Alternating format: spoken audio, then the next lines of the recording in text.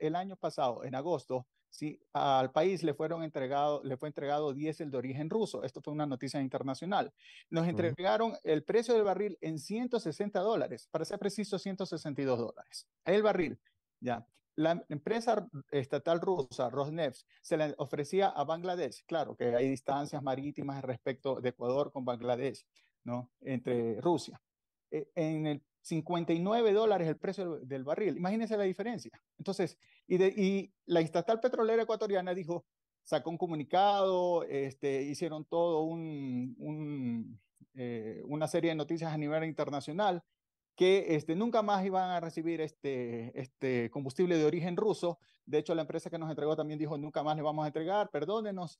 Y resulta que a los 3 días nos entregaron, de estos eventos, nos entregaron nafta de origen ruso. Entonces, me parece a mí que hay que transparentar este tema, ¿sí? Eh, Hay que conocerlo con mayor profundidad sobre lo que está ocurriendo en las operaciones marítimas internacionales, porque se hace mucho transbordo, ¿no? Estos son denuncias internacionales de diésel o de combustible ruso de barco a barco en aguas transnacionales para cambiar la nacionalidad. O también viene con un cambio de bandera, o también son operaciones terrestres a través de poliductos, donde se cambia también el origen de este producto. Entonces me parece que hay que transparentar esto de aquí y que Ecuador tenga una posición bastante pragmática respecto a recibir o no este producto. ¿Ok? Y una importante valoración, pero como usted dice, en buena medida las sanciones de verdad contra el combustible diésel, gasolina es para un price cap, ¿no? Para el límite en el precio que más bien ayudará a comprar un diésel barato. Pero esa es una medida de tres que usted planteó en, digamos, como una estimación, ¿no? Si aplicásemos, Sí, ¿cuánto realmente estaríamos ahorrando? sí, alrededor de $500 millones, que representarían el 47% del el costo total del subsidio en el caso del diésel premium. Pero ahí viene una cuestión Diésel. también preocupante, que lo que usted propone es importantísimo, pero el hueco ahorita, si hablamos de, varían los números dependiendo de quién uno escuche, pero si estamos hablando de un déficit que puede llegar a 5.000, 7.000 millones, pero hagámoslo a un lado, el gasto en seguridad que puede ser de 1.000 a 2.000 millones, sumamos a eso los atrasos de más de 4.000, casi 5.000 millones, y el tema del pago de la deuda que va también por el orden de los, entiendo, 4, 5, 6.000 millones. Estamos dando por lo menos 10.000 millones que tenemos que atender brevemente por encima del déficit. Entonces, una medida de 500 millones quizás sea insuficiente. ¿Por qué no también, aparte de lo que usted propone, hacer una fuerte focalización? El subsidio posiblemente termine en alrededor de 2.000 millones, 2.300 millones en Ujú. diciembre, perdón, del año 2023. Las cifras todavía están hasta noviembre del año 2023, de acuerdo al Banco Central.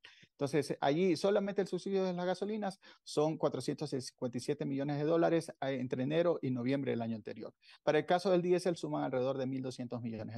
Entonces, me parece que para tomar una decisión, sí, hay que ver el bosque, pero también tenemos que ver cuáles son los árboles con los cuales nosotros podemos tener un mejor manejo respecto al tema de cómo podríamos disminuir los Todo suma. subsidios. Le da un ejemplo del diésel. En el caso de las gasolinas, le mencionaba que hay esta importación de esta nafta de 95 octanos. Fíjese usted que la decisión con la cual se tomó para esta importación tuvo que ver solamente con ofrecerle al mercado una gasolina de mayor octanaje y que tenga cierto tipo de calidad de acuerdo a las condiciones ambientales, ¿no? Entonces, para eso se trajo esta nafta en 95 octanos. Para que la ciudadanía me entienda, nosotros extraíamos naftas en 93 octanos, que es el insumo, la materia prima con la cual nosotros preparamos nuestras gasolinas, sí, pero y con la cual también ofrecíamos la super de aquella época de 92 octanos. Entonces, y mezclábamos también en las otras dos gasolinas que son la extra y la ecopaís. Pero ahora, de la noche a la mañana, cambiamos esta nafta a 95, es decir, si bien incrementamos calidad, pero también se incrementan costos, ¿no? Y que terminan impactando en el subsidio, porque el 90% de todo este gran volumen que importamos es mezcladas en las gasolinas subsidiadas. Y solamente un escaso 10% se vende como gasolina super premium, que de hecho en el año 2023 se entró en menos 24% en comparación al 2022. Entonces, las propias distribuidoras también de combustibles dicen que o no tienen la certeza sobre cómo se están haciendo estas mezclas, ¿sí? Y el impacto que está teniendo en la economía. Entonces, también proponen que se produzca o se mezcle una nueva gasolina en 90 octanos que pueda también cambiar el precio y que es asequible al mercado. Podríamos utilizar también etanol, que es de producción nacional, para subir los octanajes. Recuerde usted que el etanol tiene 114 octanos, es decir, muchísimo más de la de 95 octanos, que además de eso es de origen natural, ¿sí? Extraído de la caña de azúcar y que es incorporado, en este caso, a la gasolina de Ecopaís. Esto no es una iniciativa nueva, esto tiene toda una corriente internacional en diferentes países del mundo. Para ponerle solo un ejemplo, el más cercano a nosotros es Paraguay, que vende una gasolina de 95 octanos con una mezcla importante de etanol, de alrededor del 10%. Entonces, con ello suben el octanaje. En los Estados Unidos se está promoviendo durísimo que suba a 15% el uso de etanol por galón de combustible. Entonces, de hecho, tienen ellos muchos incentivos también estatales para que se pueda dar este nuevo uso de biocombustibles, subvenciones, por ejemplo, ampliaciones de las capacidades de distribución de las estaciones de servicio para que puedan ofrecer más biocombustibles con una aditivación de 15% de etanol. Entonces, esto no es una corriente nueva, sí, es algo que sucede en el mundo y que nosotros deberíamos aprender y aplicar. Planteaban el año anterior que se compre la nafta de 85 octanos, ¿sí? Nosotros antes comprábamos esta nafta también, ¿no? Entonces, esta nafta de 85 octanos tiene un precio diferente a la nafta de 95. Solamente le pongo para una referencia. A Perú le entregaron a principios de enero la nafta entre 85 y 87 octanos en $90 el barril, alrededor de $90 el barril. A nosotros nos entregan la nafta de 95 octanos en promedio en el 2023 en $120 el barril. Entonces hay una diferencia significativa que podría traducirse en un ahorro. Ahora, en términos generales, eh, podría significar un ahorro de $300 millones solo ese cambio, ¿sí? Ahora, claro, tiene que ver con la volatilidad, los cambios de los precios de las materias primas en este mercado, sí, sin duda, pero Petroecuador debería establecer una hoja de ruta más clara allí. Salir del mercado del abastecimiento de las natas de súper, porque no le es conveniente, porque nadie está comprando esa gasolina y dejársela al sector privado. No. O pensar quedarse solamente con las gasolinas extras y Ecopaís, bajar la compra de las naftas para poder seguir ofreciendo de 85, 87 octanos estas gasolinas, incluido el etanol, ¿no? Que puedan ¿Y incrementar el la octanaje. maquila de combustibles nuestros afuera? ¿No se determina alternativa positiva?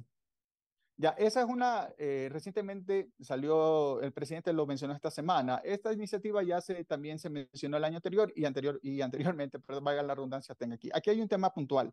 La ley de hidrocarburos establece que, no lo voy a decir eh, tal cual lo dice, pero esta es la idea. La ley de hidrocarburos establece que la explotación de valga la redundancia, los hidrocarburos se hará con una priorización también para que sean industrializados o refinados en el país, ¿sí?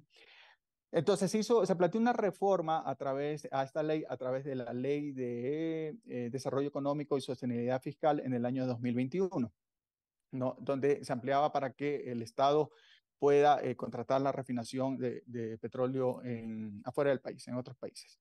Sin embargo, la Corte Constitucional declaró la inconstitucionalidad de esta ley, por lo cual ya no está vigente.